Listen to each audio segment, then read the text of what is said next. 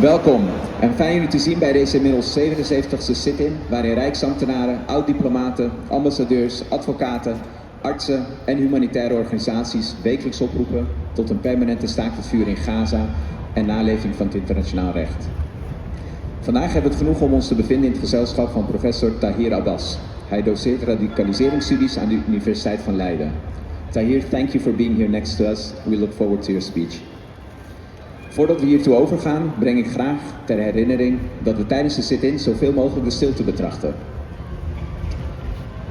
Ik verzoek jullie daarbij om zitting te nemen op de grond.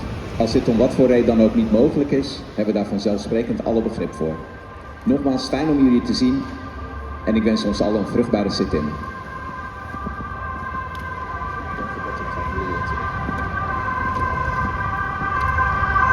Good afternoon. Good afternoon. Welcome and thank you for this opportunity. Peace be upon you all. We convene today to address a profound and troubling contradiction at the heart of the Dutch state. The contradiction places the stated principles of the nation in direct opposition to the tangible outcomes of its foreign policy. At the core of this issue is Article 90 of the Dutch Constitution. This article is not a vague aspiration or a piece of historical decoration. It is a binding mandate. It explicitly requires the government of the Netherlands to actively promote the development of the international rule of law. The policies currently enacted and defended by the Dutch government, particularly concerning the ongoing crisis in Palestine, represents a fundamental betrayal of this constitutional duty. The actions of the civil servants present here today, engaged in an act of conscientious subjection, therefore, is of critical importance. These protests are not an act of disloyalty, it is an act of profound constitutional fidelity. You are holding the state to account, demanding that it aligns its actions with its own foundational legal and moral commitments. The response of state institutions to your principles serves as a crucial litmus test for the democratic health of the nation. What is a healthy democracy? One that does not merely tolerate dissent, it recognizes it as a vital corrective mechanism.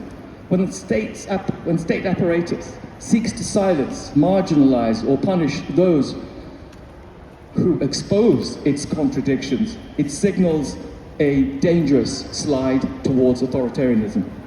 Your courage forces a public confrontation with uncomfortable truths that the political establishment would prefer to ignore.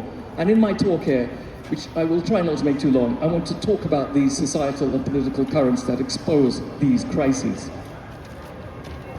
So I want to talk about the insidious role of institutional racism within the Dutch body politic.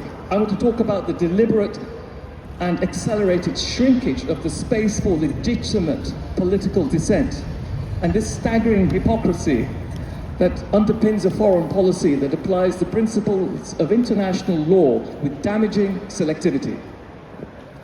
Now, the foundational principles of a liberal democracy are not abstract ideas for academic debate. They are essential practical tools for holding power to account.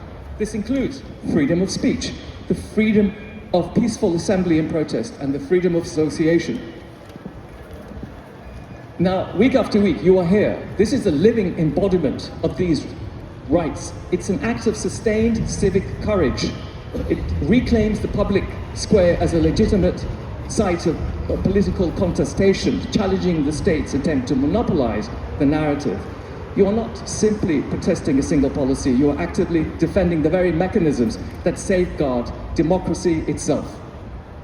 These freedoms form the bedrock of a healthy, functioning society. They are the primary means by which citizens can challenge the decisions of the state. Without these freedoms, the state operates without a conscience, insulated from the moral and ethical consequences of its actions.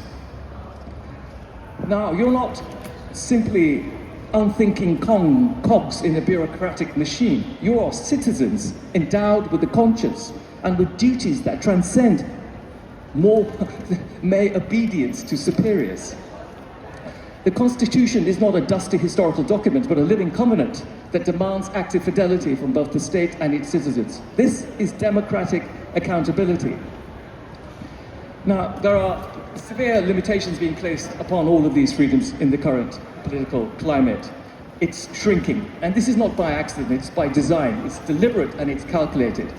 And we see this everywhere going on across Europe, including here in the Netherlands. Consider the preemptive banning of peaceful demonstrations in places such as Berlin or Paris. These were always justified to maintain public order, a pretext to silence solidarity with Palestine. This is very dangerous indeed. Consider also the pressure on Dutch universities, which should be bastions of free inquiry and critical thought. Universities are pressured to adopt the International Holocaust Remembrance Alliance working definition of anti-Semitism. Now, of course, anti-Semitism is abhorrent, it's racism, and to fight against it is a vital goal. But this specific definition is highly contested because it conflates criticism of the state of Israel with anti-Semitism. Then this contested definition is weaponized to suppress academic freedom. We've seen the cancellation of lectures, the sanctioning of academics, and the intimidation of students who are critical of Israeli policy, even outside my own building on the 6th of May, when we witnessed some of the most horrific acts of police brutality against protesting students. What does this do for those who protest, who have something to say? It creates a climate of self-censorship. Critical voices, including from those from racialized or Muslim communities, are systematically reframed. They're not treated as legitimate participants in a democratic dialogue. Instead, we are portrayed as potential threats to national security. And this is insidious. It transforms public institutions across Dutch society, workplaces, universities, public forums. These should be sites of robust inquiry and robust debate. Instead, there are arenas of suspicion, surveillance, and fear. The very act of questioning the state's narrative on Palestine, of pointing out verifiable facts, is increasingly, or has been until very, very, very recently, construed as an act of disloyalty or even extremism. And this creates an environment where speaking truth becomes a career-threatening risk, a phenomenon that has eroded democracy, plainly in sight. Now let's name this. What is this injustice? Let's not be unequivocal about what the reality is here that compels your protests. We must use, however, precise and accurate language. We are not witnessing a conflict between two equal sides. This framing is a deliberate distortion. We are witnessing a methodical, relentless, brutal campaign inflicted upon the Palestinian people. And this campaign involves ethnic cleansing, collective punishment, acts that the International Court of Justice, the world's highest court, has deemed plausibly constituting genocide under the 1948 Genocide Convention. This is a textbook case of colonial power enacting a systematic erasure of an indigenous population. And the evidence for this is overwhelming and extremely and extensively well documented by international bodies. What have we got? We've got the widespread destruction of civilian infrastructure, homes, hospitals, universities, schools, bakeries, and cultural archives. This is not collateral damage. It is the destruction of the very fabric of life. The deliberate targeting of protected persons under international humanitarian law, civilians, journalists, doctors, academics, and humanitarian aid workers. The engineered famine achieved through the blocking of food, water, fuel, and medical supplies. This is the use of starvation as a weapon of war. This is not a set of random acts. This is a calculated set of measures designed with a clear purpose to make life in Gaza, and indeed all of Palestine, impossible. To break the will of the people to resist their own erasure, to extinguish their claim to their land, their history, and their future. The physical violence is accompanied by a parallel campaign of narrative warfare. The stark reality on the ground is systematically underreported, deliberately distorted and actively ignored by many of the world's most powerful media and political institutions, and of course who have been banned from operating out of Gaza for the last 20 months by the State of Israel. The language used to obscure the truth includes this idea of both-sidism. which creates a false equivalence between a nuclear-armed occupying power and an occupied, besieged population. An obsessive focus on the violence of the oppressed, while systematically ignoring or downplaying the decades of structural violence enacted by the oppressor. The constant invocation of Israel's right to defend itself as a justification for indiscriminate acts on a population it illegally occupies. This is a process of manufacturing consent for the unconscionable. It creates a public discourse where the victims are blamed for their own suffering and where solidarity with their plight is framed as controversial, extreme, or even hateful. The gap between the observable, verifiable reality of the violence and its public representation is vast. Your protest stands in this gap. It is a courageous insistence on seeing what is there to be seen and naming it for what it is, a genocide in motion. This deliberate obfuscation of reality is sustained by a staggering hypocrisy.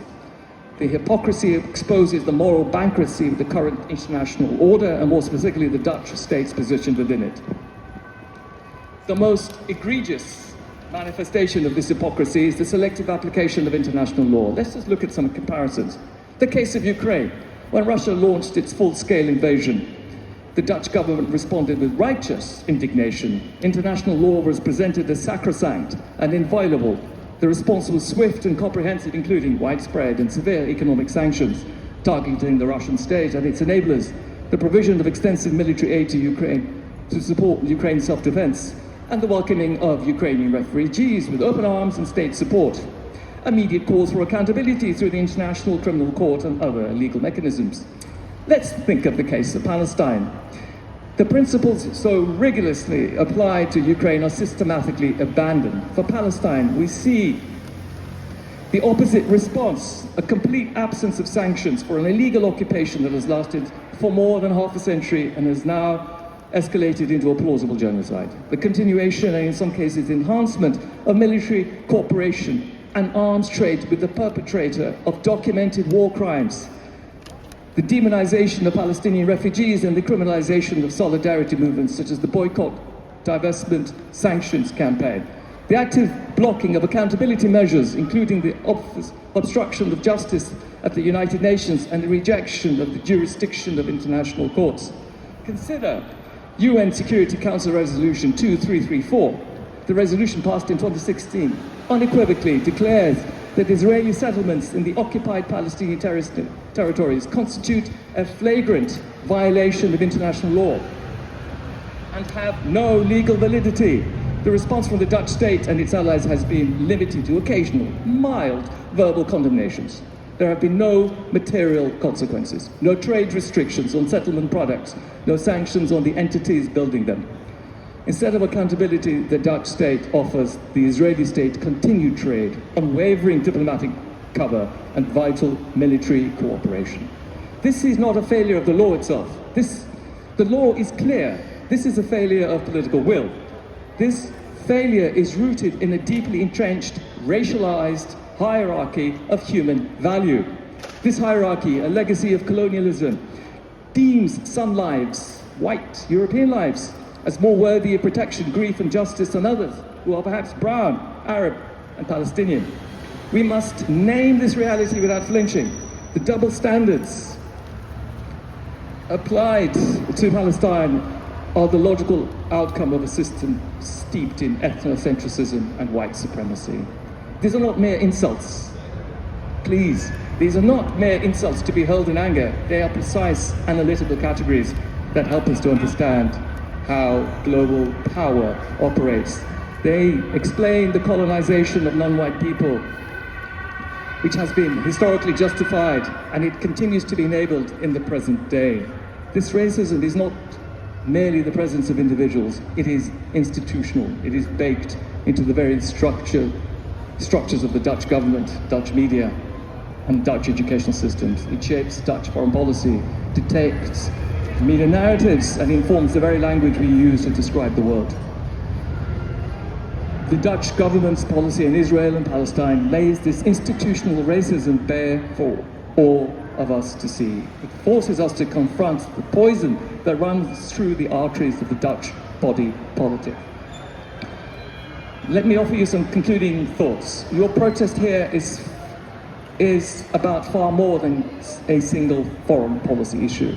It is a profound and necessary challenge to the foundational hypocrisies of the Dutch state and its place in the world. It is a demand for moral and legal reckoning. You're asking your employer, the state, to look in the mirror and confront the grotesque contradiction between its professed values and its actual practices. You are insisting on a simple yet revolutionary principle, which is consistency. You are insisting that a state that presents itself as a global champion of international law cannot be actively complicit in its most flagrant and brutal violations. You are declaring through your presence a truth that should be self-evident, that the lives of Palestinians matter as much as the lives of anyone else. This is a simple, humane and profoundly necessary demand. By standing here, you're not only defending Article 90 of the Constitution, you are defending our collective humanity from the corrosive effects of racism, hypocrisy and indifference. Thank you.